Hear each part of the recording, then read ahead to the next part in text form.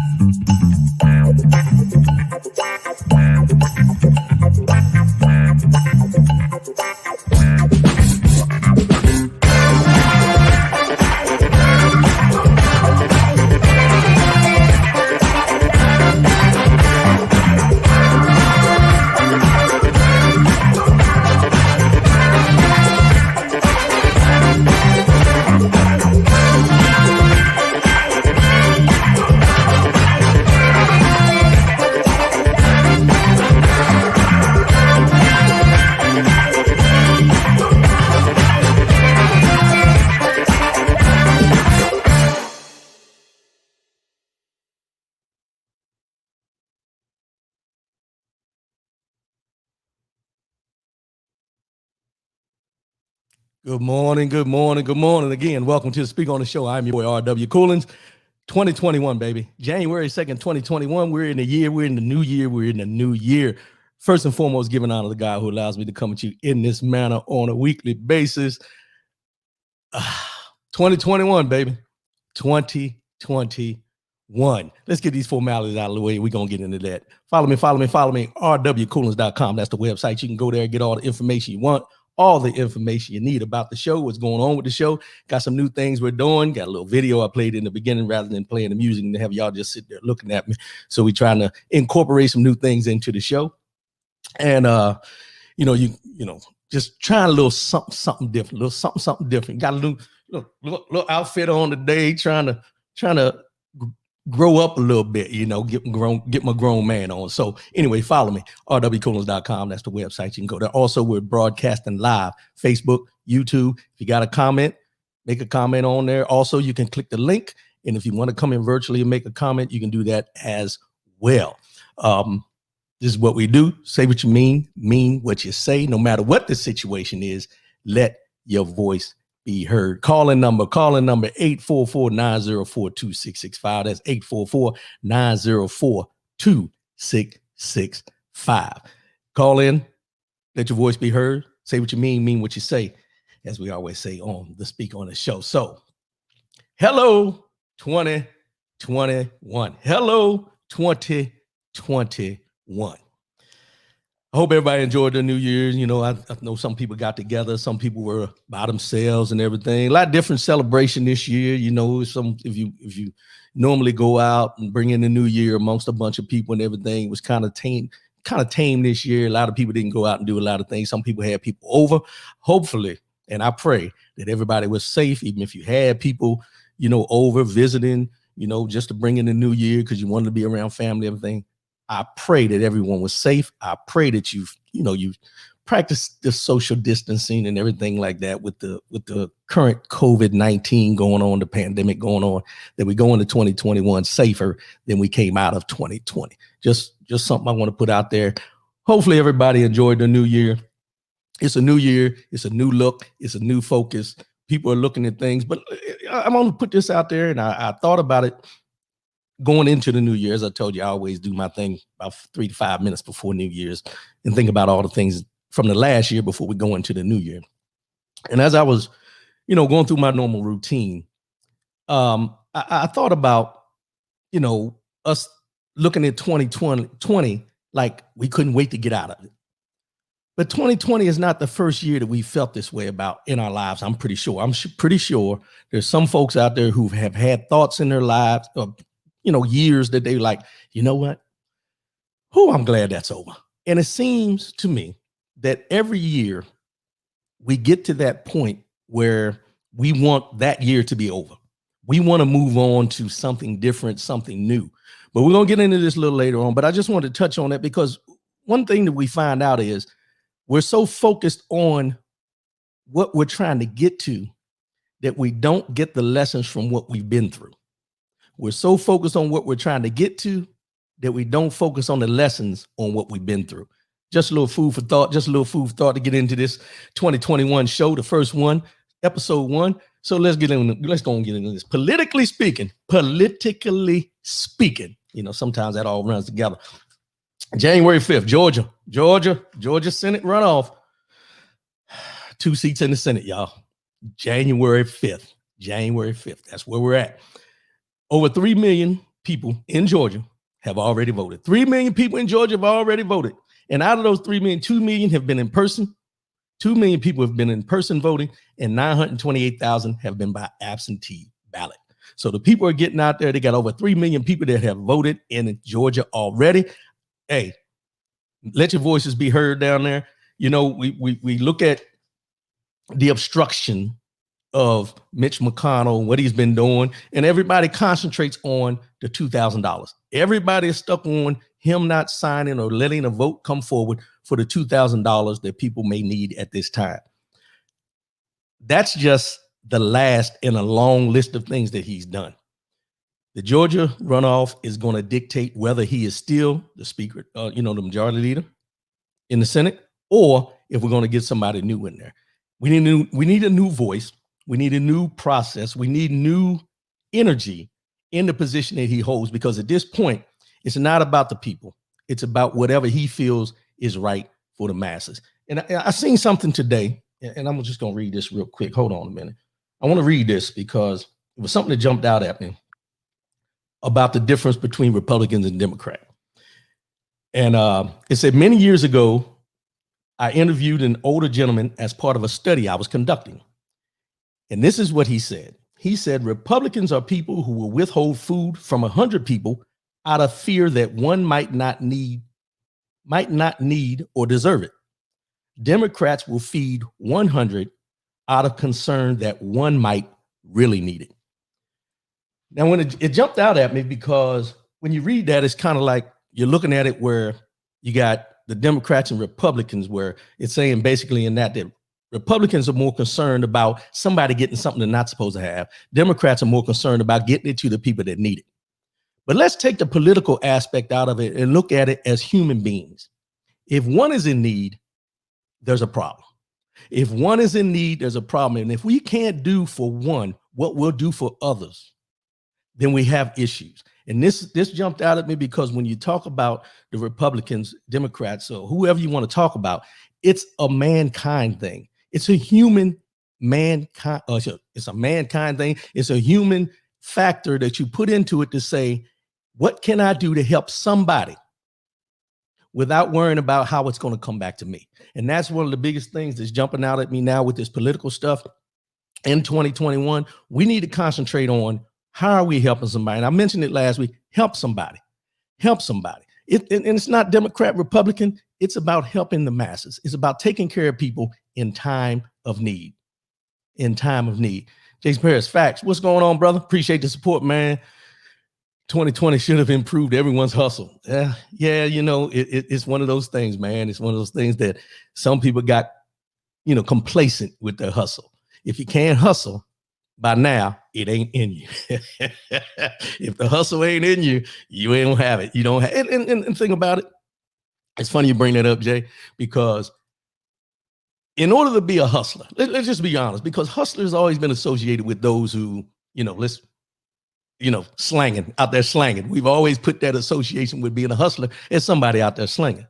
But let's be honest about it. In order to get to where you want to get to, in order to get to, your monetary value of what you want, you got to stay consistent. You got to be persistent, and you also have to get your hustle on per se.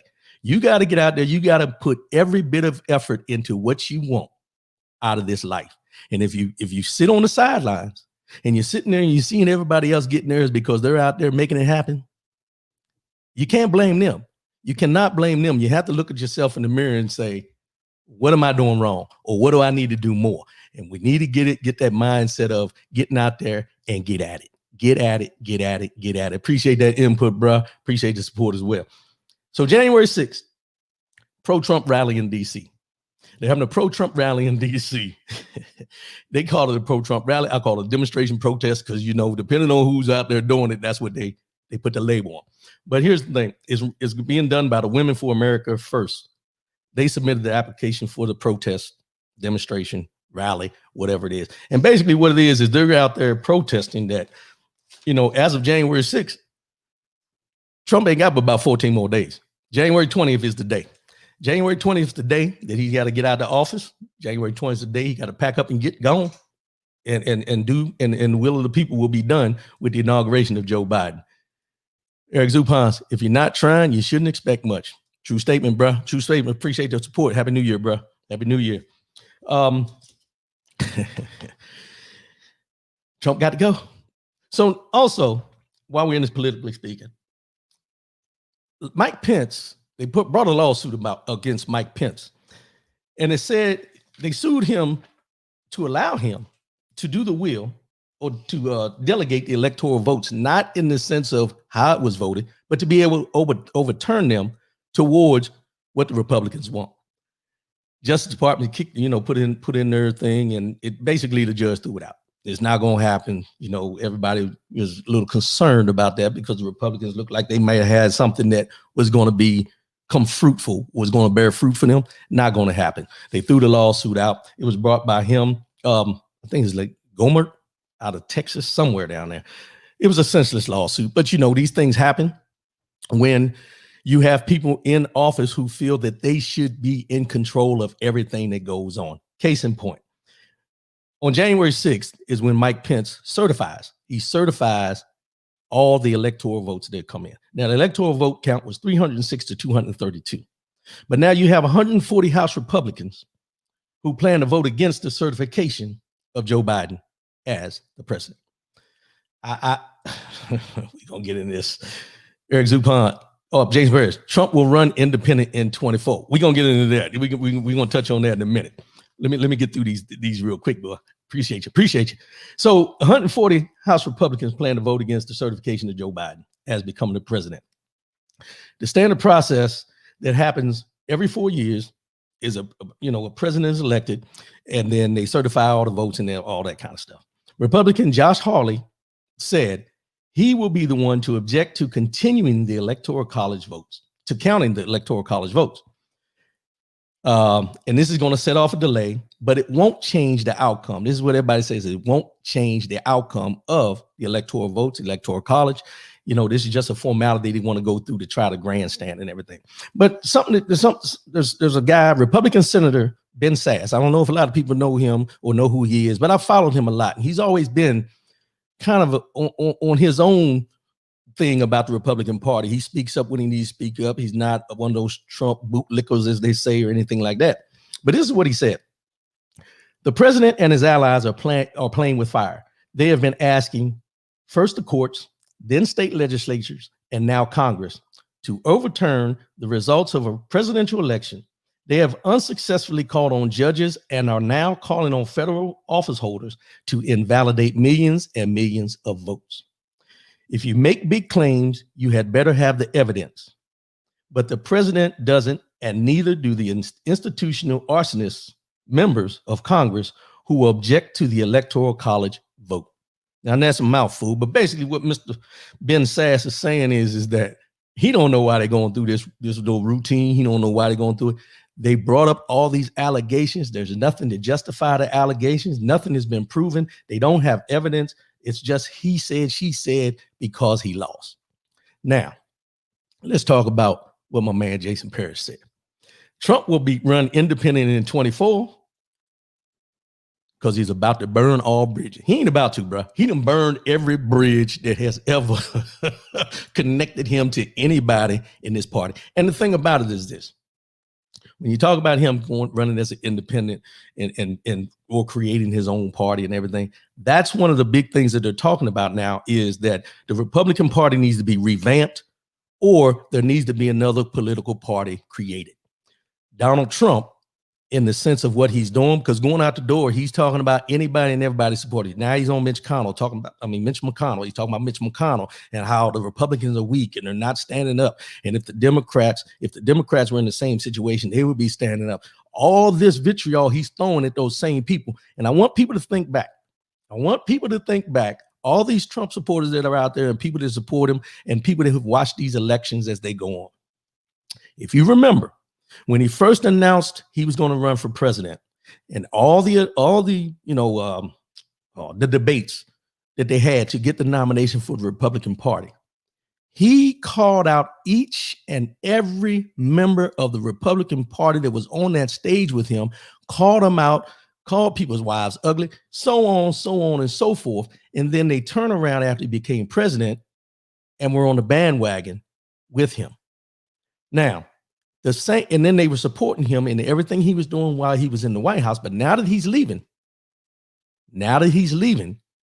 you have him doing the same thing he did when he was going to be elected. He's tearing them down as he's going out the door. This is a normal practice for him. Everybody that has dealt with him says it's normal practice for him. We should not be surprised that this is what he is doing. We should not be surprised that he's looking for a loophole to be able to run again in 2024 by a different party, by a different way, by different means. Somehow, some way, he's going to make it a point to continue having his name in the mix while Joe Biden is president in these next 4 years. Trust me, he will have, and those followers of his will continue to do the same thing, jump up and down, scream and holler at any and everything, not because it's true, not because it's factful, but because they can. Because they can. Jason Parrish, me of the two parties should come closer to the center. Yeah, well, that's wishful thinking, bro. Most Americans are in the middle. Yeah, most Americans are in the middle. However, here's where the problem comes in. Most Americans are in the middle, mindset-wise. But then when you start talking about the benefit factors of being either Republican or Democrat, or who's going to do for who, you tend to slide to the side that makes it seem, or it seems like they're going to give you the more bang for your buck. Let's just be truly honest about that. And the reason that is because we all have our own interests in what we're trying to do.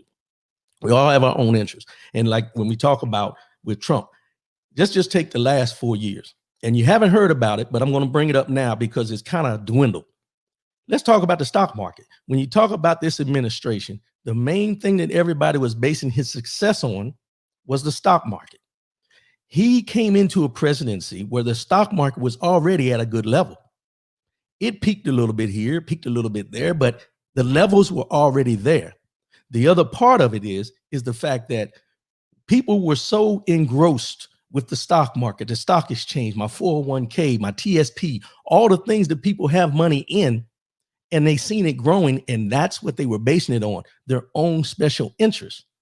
Not the interests of the masses, but the interests of how much money they were gaining by the stock market. And the stock market was not driven strictly by President Trump. There's a lot of factors that went into that. Case in point, now that you have the pandemic and the stock market has been kind of steady, not rising, not dropping, but kind of steady, you haven't really heard anything about it. And this is what everyone was basing President Trump being reelected on, was the stock market. Then I also read an article where President Trump jumped on Jared Kushner because it was he blamed recently because he blamed him because of the way the pandemic was being handled for him losing the election. So none of the things that have happened for him to lose this election have been his fault. It's everyone's fault around him that he lost this election, if you let him tell it. Abe Reading, Happy New Year, brother. Appreciate you, sis. Appreciate you, sis. Thank you for the support. Thank you for the continued support. But Jason Parrish, you make good points, man. And you know, my biggest thing is I would tell everybody, do not get complacent with the changing of the president. With Joe Biden coming in, we still have to stay cognizant and aware of what's going on with everything that goes on in the political aspect. Do not get comfortable because now you feel you're a Democrat and you have a Democrat in there and you're anti-Trump or anything like that, because everyone who's in these offices, everyone who gets elected, if you notice, it's by chance of who they want and what they want at the time and what they're willing to do for you. Think about the fact that the last stimulus check you got in this pandemic, where people are losing jobs, people are losing homes, people are losing places to live, people are homeless, people can't eat. You got $1,200 the first time around. $1,200. This was back in, I think, July, August, when you finally got it. The pandemic and the shutdown started happening in March, April. You got a check, $1,200 check a couple months later. And then from that point all the way up until just recently, you got $600 more. And they're going back and forth about whether you should get $2,000 rather than $600. What does that tell you? And the thing is, when he said $2,000 and the president jumped on the bandwagon saying we should give the people $2,000, and the Democrats jumped on it automatically and wanted to take it to a vote and everything, these are knee-jerk reactions to make it seem like they're doing their due diligence for the masses. But in the big scope of things, if they wanted you to have $2,000 this time, they could have given you more money last time. And they could have came into play where they said, we're going to give these stimulus checks continuously as we go through until we come out of this and people can be able to get back on their feet. But that didn't happen. What happened was they picked and choose when they were going to give you, how much they were going to give you, and whether they were going to give you. And then certain people got it, certain people didn't. A lot of people already received their $600 stimulus check this time around. And we're happy because it came right around the holidays and everything. So he was able to give your kids a good Christmas or something with those $600. But that $600 is not going to keep you in that home with that mortgage payment. That $600 is not going to cover your rent that you haven't been able to pay because you haven't been able to work during this pandemic. So with this moratorium being extended now to, I think, maybe February or March or something like that, where they're not going to be able to evict people and things like that, it still is inevitable that it's going to happen because you're still not working. You still don't have money coming in. And the money is not just going to show up at your doorstep tomorrow. And that $600 is not going to help. It's not going to get you where you need to get to. It's not going to get you there. Happy New Year, Gary Burns. Appreciate your support, brother. Appreciate your support. Jason Parrish, we will know a lot more on January 6th. Yes, we will. We'll know a lot on January 6th.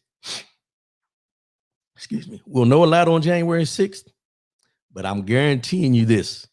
We'll see everything come to fruition. I'm going to say by March, April. And I keep putting March, April in there because that gives 100 days.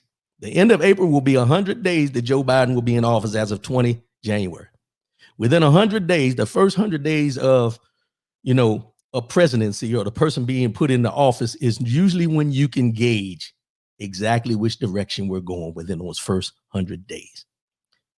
Mark my word, first 100 days, let's see what's going to happen. Pandemic, new election, new president, all these things are going to happen. Let's see how things are handled differently after January 20th up until the end of April. Let's just watch and see what comes out of that. All right, let's transition into something else there. Politically speaking, I said I wasn't going to get all any politics this year, but some things we got to talk about. So let's go ahead and get this thing. Crickets. Now we've had this Nashville bombing, RV blow up. It's been about a week now. And there's been crickets as far as people responding about it and things like that, and hold on, Tommy Dorsey. Happy New Year, Rodney. Proud of you, brother. Hey, appreciate you, man. Appreciate your support. Hey, keep tuning in, bro. I appreciate it. It's good to have you, people you grew up with tuning in and listening in, man. I appreciate it. But crickets, let's get back to the crickets. Reason I say there's been crickets is because we found out who the individual was, Anthony Quinn Warner, 63-year-old white male. And I put that white male in there for a reason. I'm going to get to that. He blew himself up in his RV full of explosives. There's a story that came out that said they were investigating him almost a year ago about building explosives and things like that. They looked at it, but they didn't look at it. You see what I'm saying? They looked at it, but they didn't look at it as far as what he was doing. All right. It damaged more than 40 buildings and injured 8 people. Damaged 40 buildings, injured 8 people. There was conspiracies, as I mentioned when we first started talking about it, conspiracies about the 5G. He was upset about the 5G and the health risks and everything like that. Then they had conspiracies about, AT&T was part of the votes that came over from Germany to help Joe Biden win and all that and so on and so on. All the conspiracy theories you can think about. And still to this day, there's still no clear motive of what his intentions were or why he was doing what he did or why he did what he did. Now, my question is, when I say the crickets, you haven't heard any response from the president of the United States. You haven't really heard any response from the Democrats, Republicans, or whoever you want to call them from the Senate and the Senate and the House, any of those people in the Congress. You haven't heard a lot of comments about this explosion, this terrorist attack. I'm gonna call it what it is, this terrorist attack. You really haven't heard anything put in. There's been crickets, as I say, quiet, silent, radio silence. But what jumps out at me is that for this to happen on United States soil, and there to be no comments from congressional members, President of the United States, the political pundits that you see on TV, all these different things, with this explosion, with the man who planned this, they were investigating, never caught up to him, never found any evidence or whatever. I'm just trying to figure out for me, now this is for me, and it may be for you as well. Where is the effort and the labels? Yes, Gary Burns, homegrown terrorists. Let me put that in front, homegrown terrorists. But where's the uproar about this? Because I'm gonna say this, and people will probably get a little upset, but I'm gonna be real because that's what we do here on the Speak On It show. If this white male had looked like had been any other nationality, religious-wise, Muslim, dark complected, anything you can think of that is opposite of a white male, this explosion, this act of terrorism would be plastered all over the news, which it was to a certain extent, but every congressional member, and the president of the United States and all his minions, everyone would have had something to say about it. But because of how this terrorist looked, being a homegrown terrorist, there has been minimal amount of feedback, minimal amount of input, minimal amount from the congressional members that we put into office to say anything about what happened in Nashville. Other than, if you hear anything, it's, we're glad that there was no major casualties. That's it. That's it. Jason Paris, if BLM was on that on that RV, it would be hell to play. In the discussion. That's all you got to say. If this had to do anything with anyone other than this white male who has not been, attached per se to any white supremacist groups, Proud Boys, any of that kind of stuff, he hasn't been attached to any of those things. But if so, why is there radio silence when it comes to this act of terrorism? Because here's my thing. This was in Nashville, Tennessee. Now, I'm not saying Nashville is not a big city, but the amount of people in Nashville compared to a Washington, D.C., a New York, and Atlanta, or L.A., or any of those type things, would there be a different concentration on that if it would have happened there compared to Nashville? Is it because there was no casualties compared to other things that we've seen?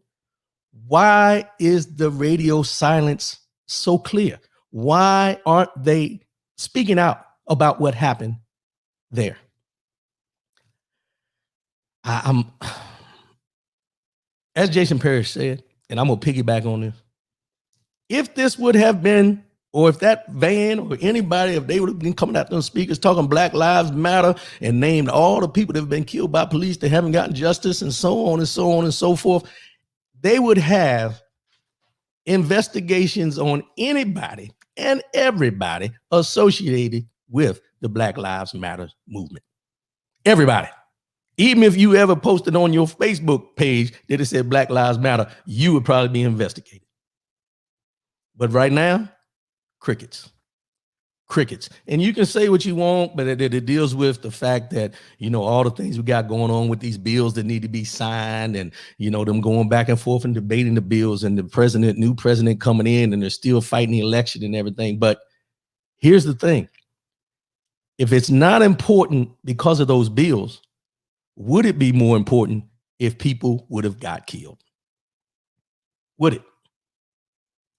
Just a question, Natai Boyd. It would not have gotten this far, taking into consideration that he was being investigated a year ago. They would have shut him down then. Yes, they would. Appreciate the support. Thank you for tuning in. They would have shut him down. They would have shut him down way in advance. Unless it was somebody he knew that was in the, investigating party. Because, sometimes they overlook things when they want to overlook things, just put it out there. But it's been crickets. It's been crickets. And the thing about it is not the fact that nothing's being said. That's a small part of it. It's not the fact that nothing's being said. It's the fact of this is one that could turn into many, because you always have, and I pray that this doesn't happen, but you always have these copycats. If everybody remembers back when I was a young man, we always had these copycat killers, copycat people that do things because somebody else did it, and trying to make a statement. What's to make us think that there's not somebody out there right now watching and paying attention to how, what's his name? Anthony Quinn Warner has been treated, and then thinking, you know what? He didn't get the publicity I think he should get, or he didn't get the people at the level speaking about this. Then maybe I should do something. And what is it about white male shooters, killers, homegrown terrorists that they give their full name? John Wilkes Booth, Anthony Quinn Warner. You can go down the line. If you go back and think, there's just something just came to my mind, so y'all bear with me. But if you go back and think, most of the white males that do terrorist acts, assassinations, and different things like this, you get their full name, Anthony Quinn Warner.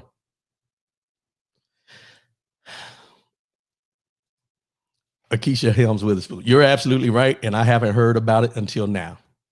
There it is. There it is, in a nutshell. But let me throw this caveat in there as well. And you'll look at it and you say, well, it was a different situation, different different structure, what the meaning of the structure was. But let's go back to Timothy McVeigh and the Oklahoma bombing of the federal building. That was plastered all over the news, and it's just like 9/11 was, all these different things, because at the time when Oklahoma happened, no one thought that it would be a white male that came out of that to be guilty of what he did.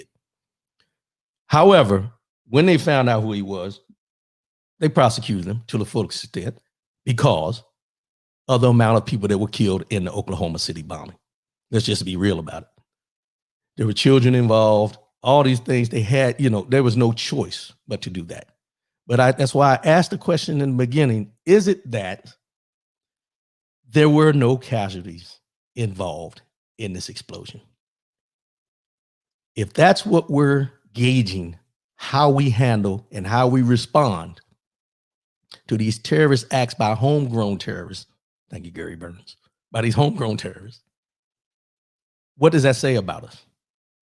Are we picking and choosing how we handle each one? Or is a terrorist act, no matter what the capacity is or no matter how it's done? Let that marinate for a little bit and let me know what you get from it.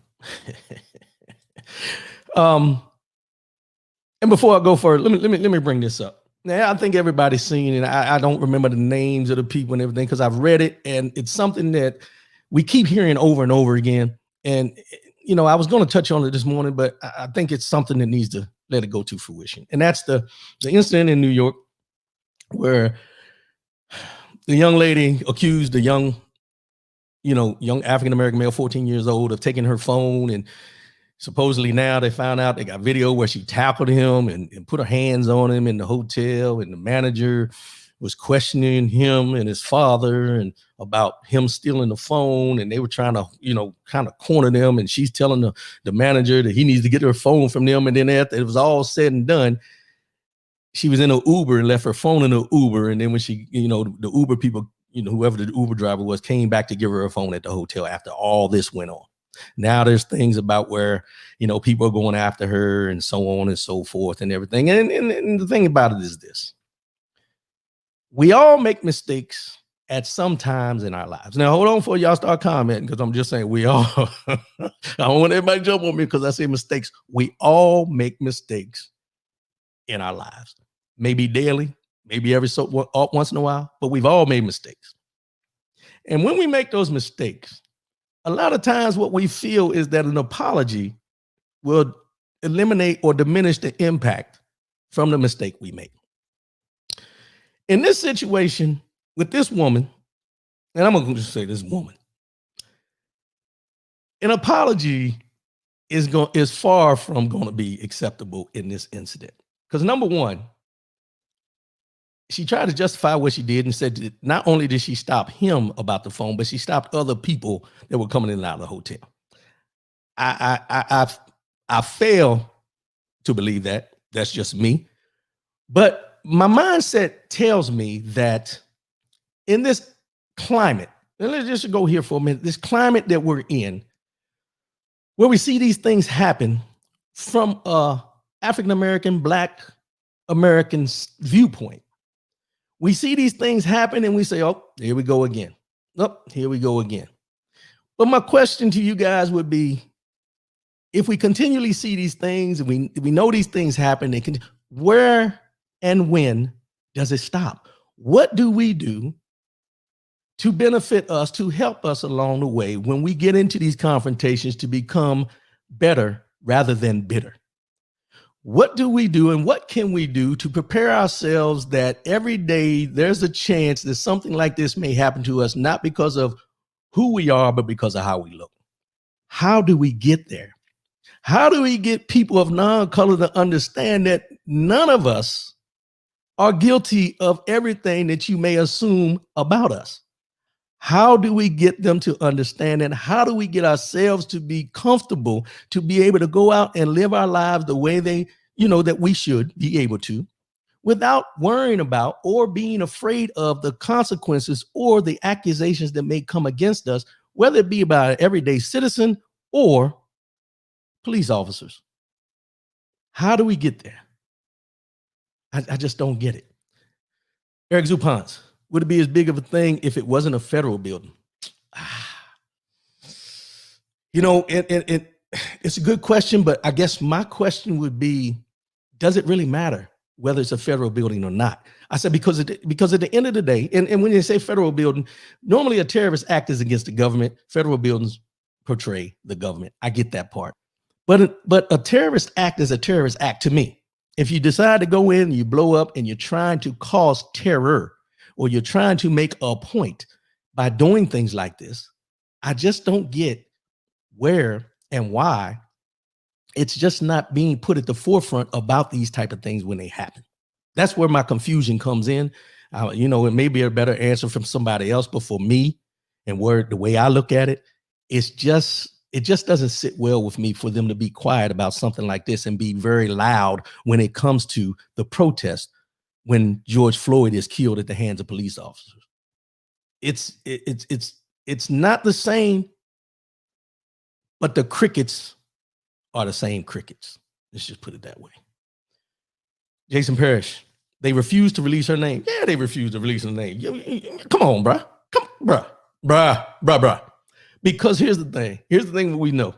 If you look at the media and the way the media works, and I don't like to talk about media too much because I'm considered media because of what I do. But when you talk about the mainstream media, as they say, you have to look at it in the aspect that a lot of times they choose to release names by who and what the person is or where they sit or who they are. All those things come into play.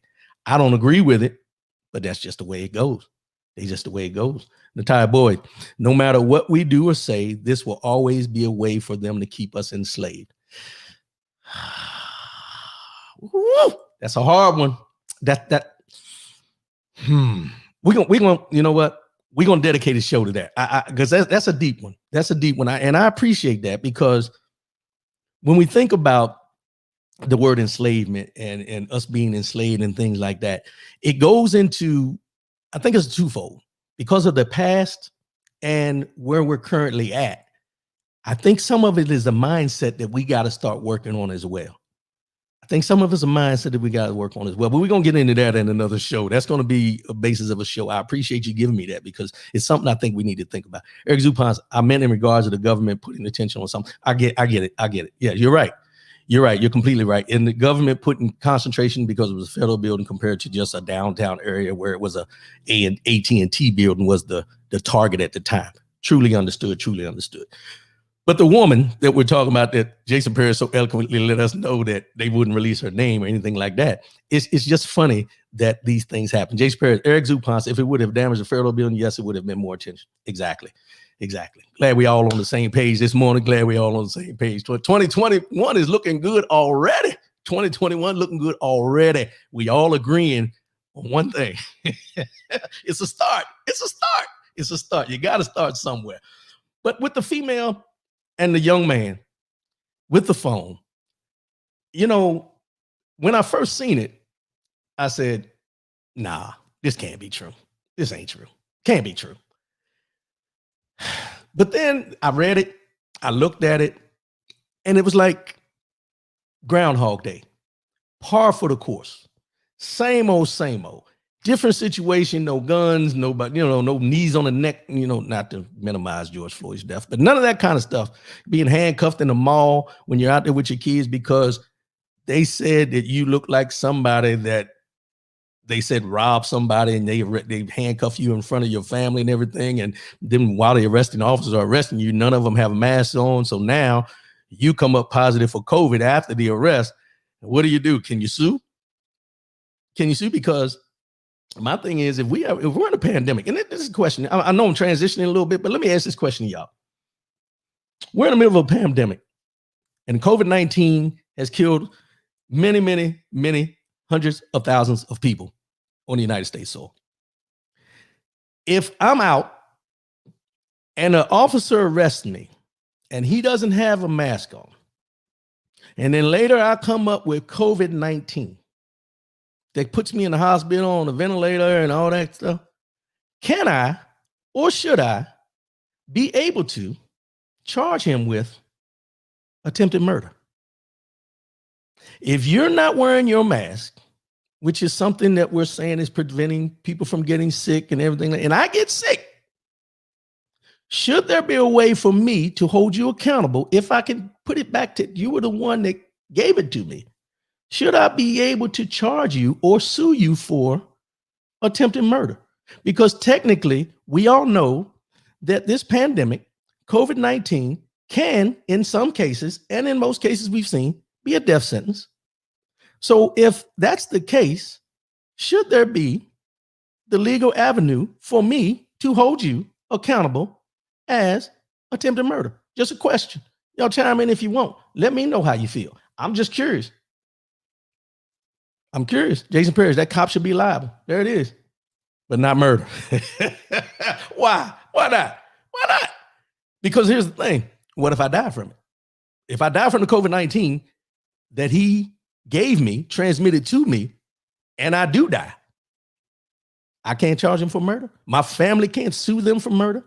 If you put me in an environment that people are not practicing the precautions that they have out there, should there be legal ways to do this?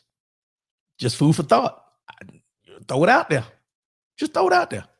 The type of that cop will be charged with reckless conduct, but not murder in any form. I said attempted murder. I didn't say murder. I said attempted murder.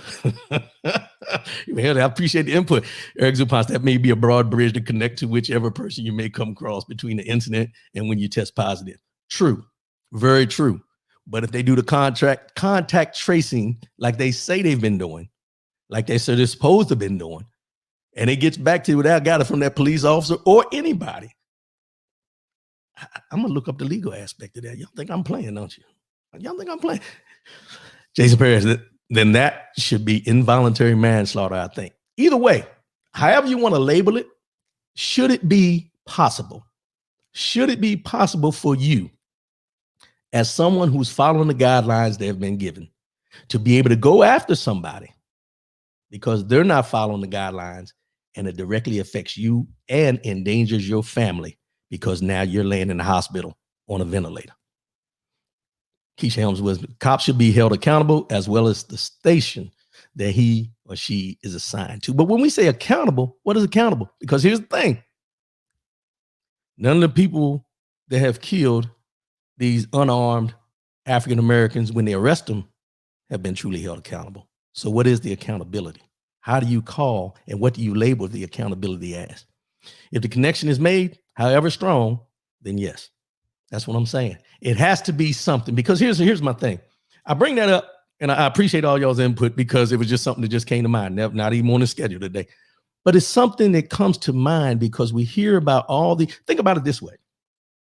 We've had, and I seen it yesterday, there's been 59 lawsuits 59 lawsuits put in about this election with no evidence whatsoever, no strong evidence whatsoever about there being fraud or people doing illegal things.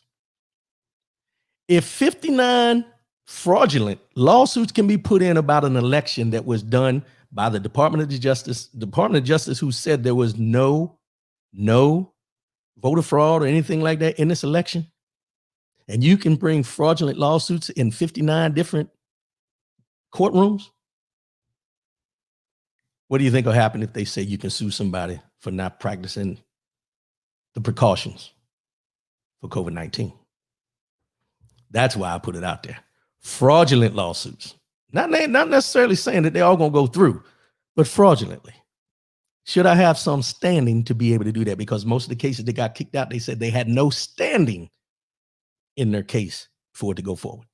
Boy, I tell you, I appreciate y'all this morning, man. Y'all giving me some good insight, and I'm able to caveat. But let's transition to this. Lean on me. Lean on me when you're not strong, and I'll be your friend. Yeah, I had to get that in there this morning. Lean on me. No, I'm not talking about that. In my opinion, hold on, we got another comment. In my opinion, Eric Zupas, could one compare this question to those parents who do not vaccinate their children and one of the children's peers gets sick or die? Hey, good question. Damn good question. Because now with this vaccine, are they going to make it mandatory? Are they going to continue letting it, just concentrate on the, the first responders and the hospital workers and the elderly and everything? Or is it going to become mandatory as time goes on that you will be required by employers or otherwise to get a vaccine for your job and in order to return to work? Eric Zupas, great question. That's what they said. That's what he said. Eric Zupas, Mr. Clark, lean on me. Thank you, bro. You brought me right back where I started. I appreciate you, bro. I appreciate you. Joe Clark, 82 years old. Mr. Joe Clark. Joe Clark came to fame as a tough principal at Eastside High in Paterson, New Jersey. And I'm pretty sure everybody has seen the movie in 1989. He was portrayed by Morgan Freeman in the movie Lean on Me. Joe Clark. Mr. Clark, with his bullhorn and sometimes a baseball bat in his hand, roamed the hallways and imposed discipline, expelling students and restoring order. Joe Clark. Used to call me, now they call me Batman. In 1982, when he arrived at Eastside High, he expelled 300 students for disciplinary problems in his first week. Let me repeat that, because I want to let y'all know the extent that Mr. Clark went through. In 1982, when he first arrived at Eastside High, he expelled 300 students for disciplinary problems in his first week. 300 students in his first week. Crazy. Michelle Jones Austin sang, and I'll just give y'all a little taste. So he was on the cover of Time magazine in 1988, holding his baseball bat, had it over his shoulder. A lot of people. Oh, the headline for that article was, "Is getting tough the answer? Joe Clark says yes, and critics are up in arms." Joe Clark. Everyone's seen the movie. There was one scene in the movie that they said that was fictional. But it was just one scene in the movie where it was fictional. And I think it was the one where they say he went to jail. He never went to jail. He never got locked up. When he had the chains on the doors, I remember that part. They said it was a fire hazard because he had the chains on the doors. In the movie, they portrayed him as going to jail because of that. But he had taken, in real life, the chains off the doors. So he prevented he never went to jail because he did take the chains off the door at the time. But they added that in the movie. I read that yesterday. Eric Zupas, leadership in action, not a position. And you must have ESP this morning, man, because you right with me, because that's something I was going to talk on. When we talk about Joe Clark and his methods, let's just talk about his methods. And this is what I wrote down. Everyone will not always agree with your methods. But the question is, do the results of your method help people or cause people to overlook those methods. When people don't agree with your methods, if they are successful, do people overlook them because they became successful? You may not agree with them at the time, but the long-term results can change people's minds and the way people look at you. Change is the one constant in life. We know more these days. So no, you can't do that today. Well, can you? Can you? Well,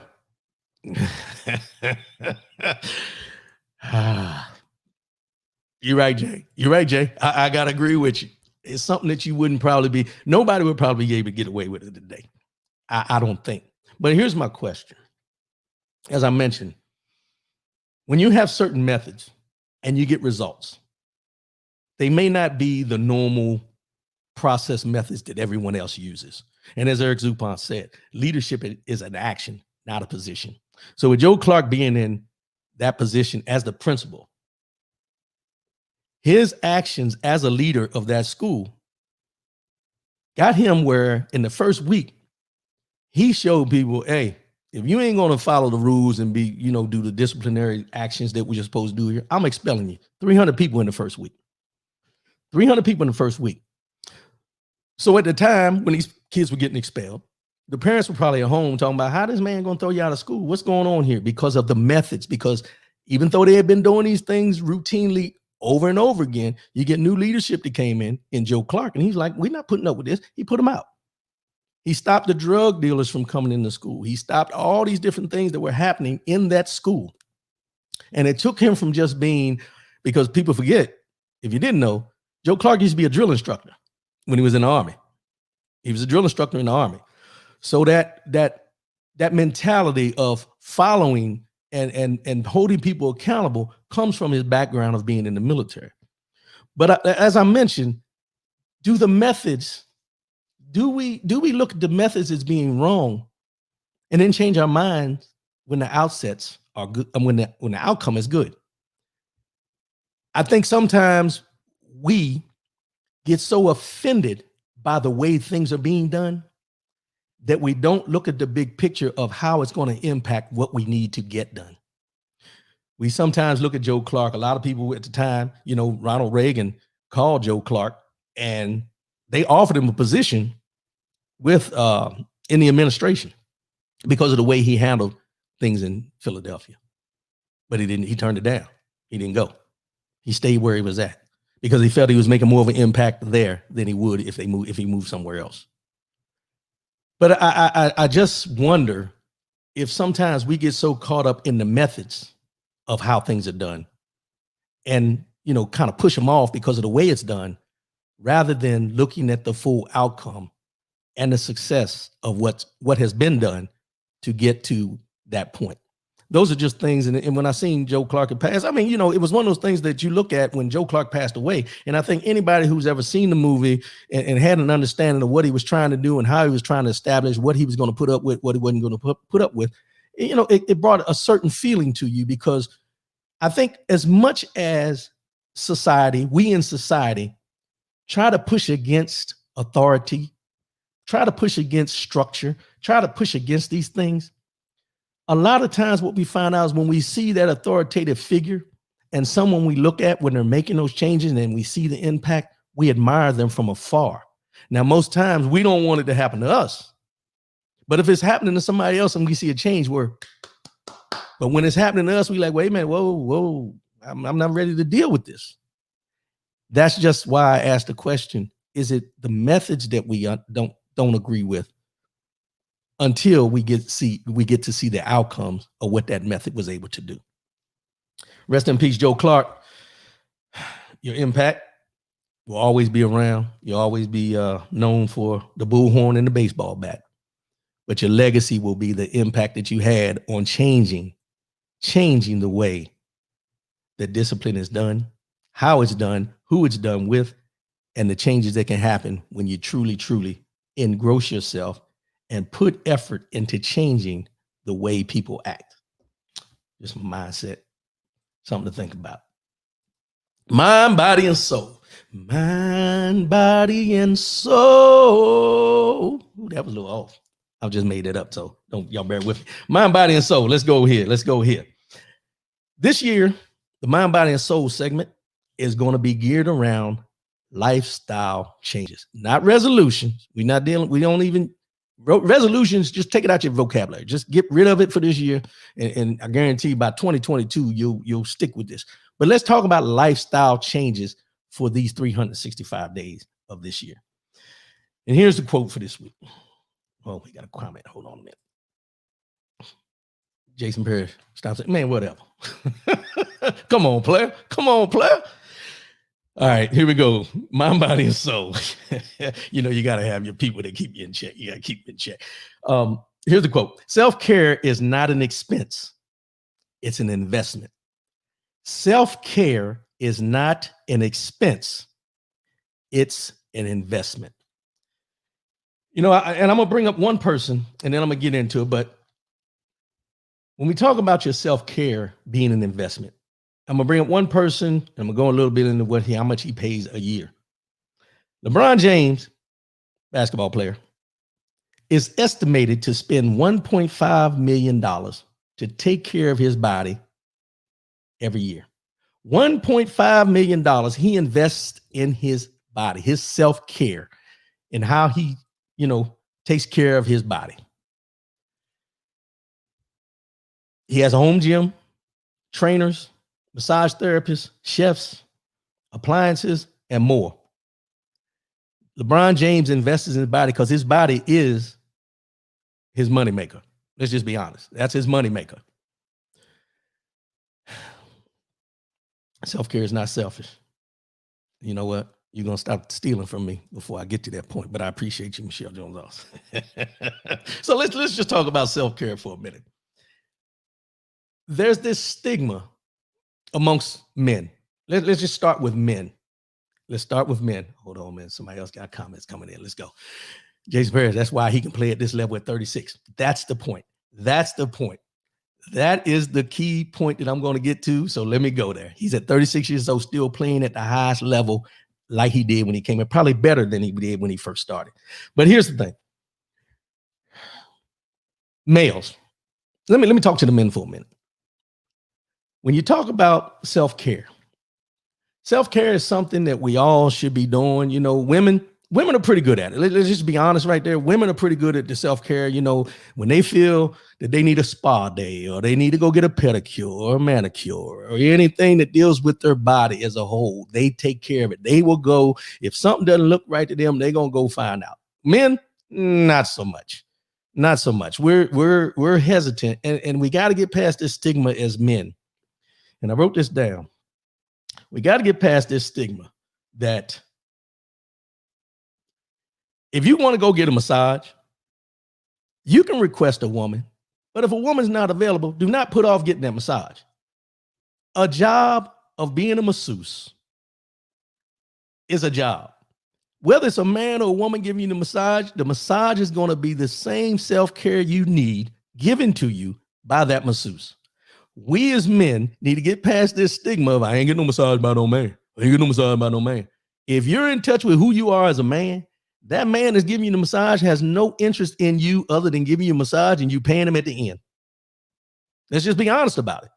We have to get past this homophobic mentality or this mindset that we don't want another man touching us or we don't want this done to us.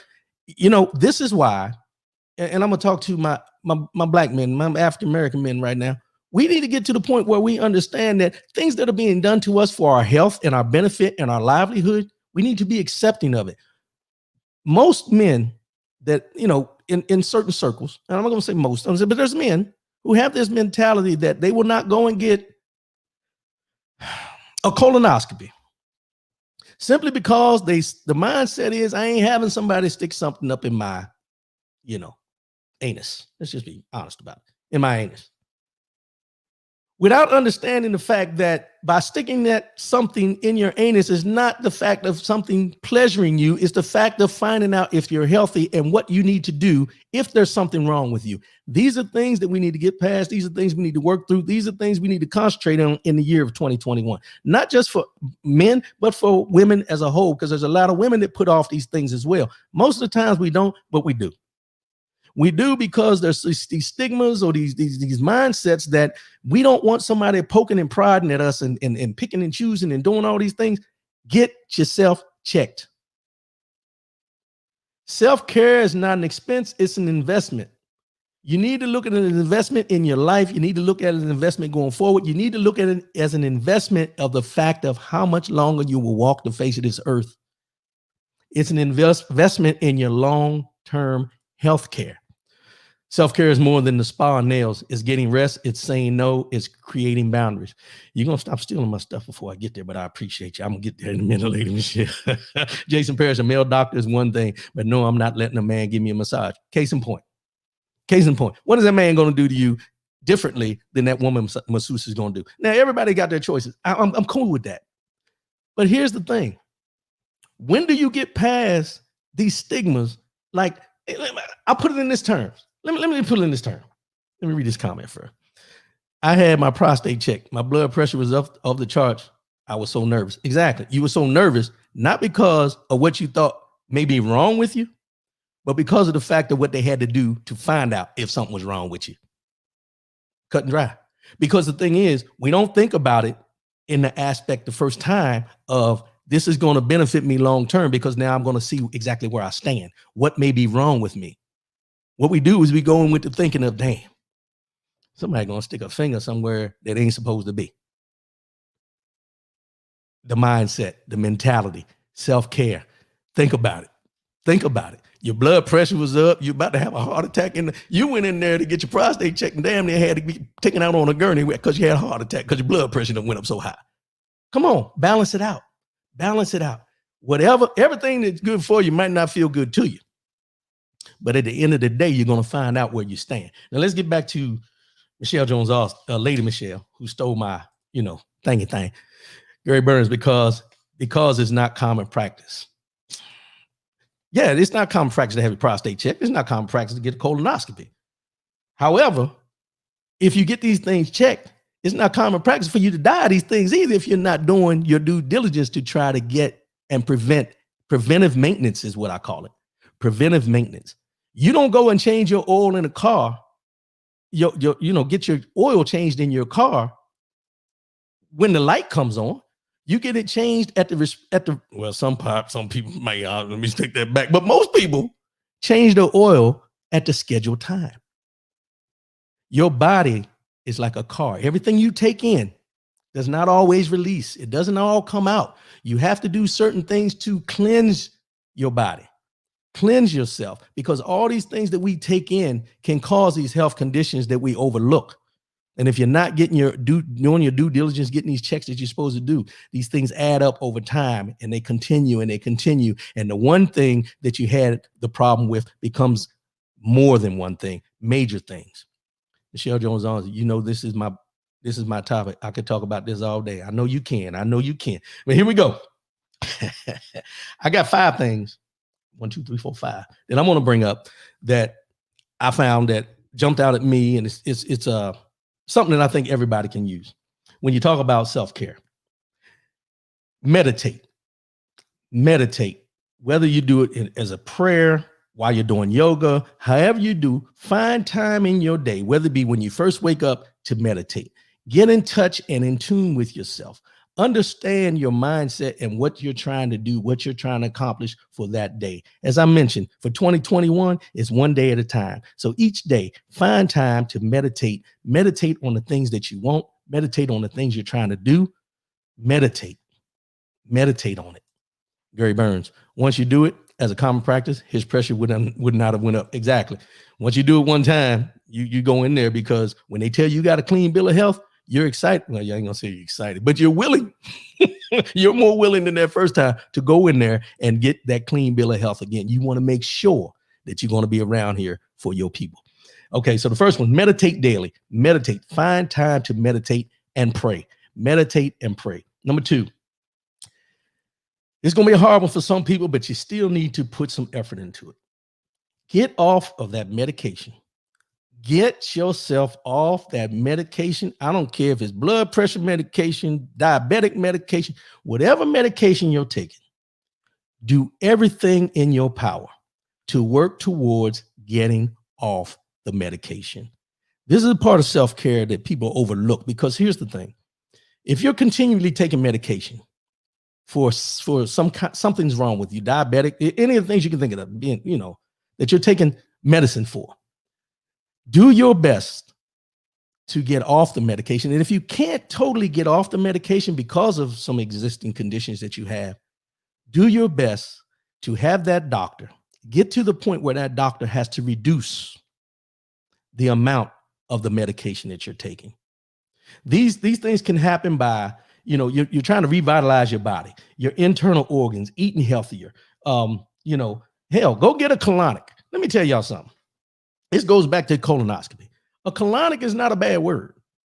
You have things in your system that need to come out. You can do a cleanse, you can do a detox, all those things you can think about doing over the counter that you do, or eating raw vegetables, all that kind of stuff. But sometimes you need a little help. And you need to go, I'm not telling everybody to do, but read up on a colonic. Read up on what a colonic is. Read up on it, because a lot of what we find out and what I've read in these articles is a lot of the stomach area where we carry the weight and everything is not due to you just being per se fat. A colonic helps clean all those things that are still within you that a cleanse or a detox do not get out. Read up on it. I'm just putting it out there. A colonic is not a bad word. It's a help. It's a cleanse. It gets you to a point where you clean out those things that happen in your body that aren't going to come out naturally. Let's just be honest about it. But get off that medication. Get off that medication. Like I said, some is going to be hard to get off. You've been doing it. You've been taking it for so long. You become, where you take this medication, you feel better because you take it. And then you start panicking when you didn't take it for the day because you're worried about what may happen. Do everything in your power to get off that medication. Eat more roughage. You can eat all the roughage you want. Don't mean it's going to happen. But yes, you need to eat more vegetables. You need to eat healthier. And all those things come into play. Eric Zupan swallowed bubble gum from when you were a kid. Joking. Yeah, you're right. It'll get that out of there. It might be holding on to something for dear life, but that colonic will get it on up out of there. I'm just saying. Okay. Pamper yourself. We talked about this in the beginning. Massage, manicures, facials, shave, haircut. I've cut my hair, my own hair, for years and years and years. I do my own beard and all that kind of stuff. But I'm thinking that every so often, for me, I'm going to take the time, well, after we get out of this COVID anyway, and let someone else cut my hair and shape up my beard. These are things I think where, you go out here in the self-care aspect of taking care of yourself, but let somebody else take care of you every once in a while. We always look at it as saving money, but it's an investment in you. It's an investment in you. Next one, talk to someone. Talk to someone. And I'm talking about a psychologist, a therapist, or a counselor. Talk to someone. I ain't talking about going out here talking to your girlfriends, talking to the barber when you go get your hair cut, the barbershop, talking to them. Talk to someone. Talk to someone who don't know you. Talk to someone that has no idea who you are, and just lay it out on the table, because this plays into the mental health aspect of it. Get with somebody, find somebody you can talk to where you can just be free about what you're feeling, how you're feeling, and be vulnerable. Because a lot of times we talk to people, we want to be vulnerable, but we pick and choose what we tell them because we don't want our vulnerability to come back to haunt us, because we told them something and then they told somebody, and so on and so on. Find you somebody to talk to. Find somebody to talk to. And the last thing, get your rest. Get your rest. A lot of us that are listening, and myself, we can't burn the candles at two ends no more. You need your rest. And the only way you're going to be able to function at your full capacity is get your rest. And when I talk about rest, I'm not just talking about getting 7 to 8 hours of sleep. I'm talking about when you feel exhausted, when you just can't go no more, sit down. Shut it down. Take time for yourself. You can't please everybody and be broken.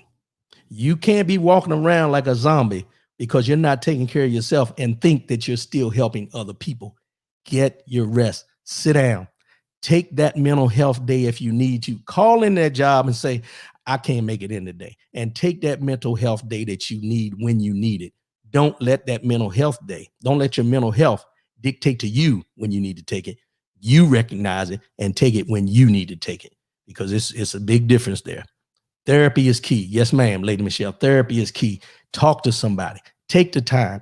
Do things for yourself. Do things for yourself. Pamper yourself. Self-care is not an expense. It's an investment.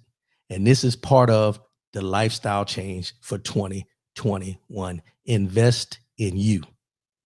Invest in you.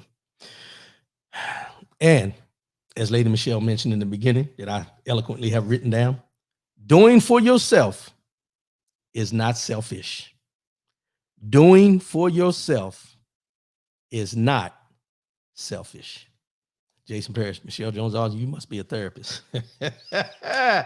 Yes, she is. She's got her organization, Heal and Rebuild. Unbreakable Spirit Incorporated. You can go to the website, check her out. She got her own magazine and everything. And she's been on my show. You can go back and watch the show too as well. But yes, she does her thing. She does her thing. I appreciate her. I appreciate her for everything she does. And I appreciate her for continuing to support the show. And she'll be on again in 2021 to help us with some of these things. But let's go ahead and wrap this thing up, because I've gone about an hour and 11 minutes, hour and 15 minutes, somewhere in there. But hey, I appreciate everybody tuning in today. Like I said, we got the politics things going up. Pay attention this week. Pay attention to the things that are going on this week, as well as leading up to January 20th. There's a lot of things that are going to be floating around, a lot of things that are going to be trying to be upended during this time. Stay diligent. Stay aware of what's going on around you. I'm not saying you got to watch the news every day. My thing would be find time when you're sitting down to read. Read the articles, read the input, rather than sitting down and watching TV all the time. You can, you know, sometimes we process it a lot better by reading it rather than continue to just look at it. Do that. And we got the inauguration coming up January 20th. Like I said before that, we're going to have a lot of things going on. Take the time, find time for yourself, one day at a time. 2021 is about taking it one day at a time. And within that 24 hours you get, find time for you. Meditate, pamper yourself, talk to someone, find time to talk to someone, make an appointment to talk to someone, make an appointment to get that manicure, that pedicure, that massage, that colonic, all those things. Make that doctor's appointment that you haven't done. Make that doctor's appointment for this year. I turn a double nickel in April. I'm already getting ready to schedule my colonoscopy for April, because I want to make sure when April comes around, when I go in there, I get a clean bill of health going forward. That's what we need to do. We need to plan accordingly. If you can plan a vacation, you can plan your doctor's visit. Make sure you're doing that in 2021 as well. Michelle Long, thanks for invaluable insight. Happy New Year. Happy New Year, Michelle Long. I appreciate your support. I appreciate your support all the time. Gary Burns, as always, great show. Post the self-care on Facebook. I shall. I'll find that article that I had. I'll put it up on Facebook. And I may even get Michelle Jones Austin in here next week so we can touch on the self-care things a little bit more in depth, but we'll get back to that as we go. But as I said, find time for yourself, find time for your family. Take this time, because, we've been in the pandemic since February, March.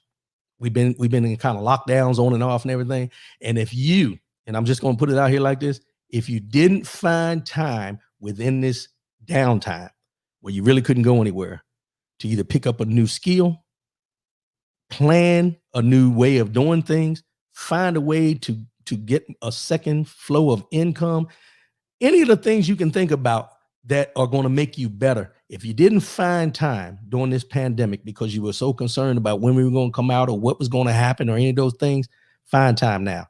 Take the time, sit down, come up with a vision board, put it up on there so you can see it every day, and make sure that you follow it to the T. But leave room for change, because you're going to change on a daily basis as far as what your vision is. Not from the full goal of where you're trying to get to, but little small things in between. Continue to prosper, continue to move forward. Keisha Helms with you. Happy New Year, cuz. Love you. Love you too. I appreciate everybody for tuning in. I'm going to go ahead and sign off here. But as I always say before I sign off, and nothing has changed into the new year, love yourself, love one another, keep your head up, and most definitely keep your faith in God. I'll see y'all on the radio on the video and on the radio, on the show next week. I love y'all. Happy New Year. 2021 is looking up one day at a time, one day at a time. Self-care. Take it one day at a time. I love y'all, and I'm out. Peace.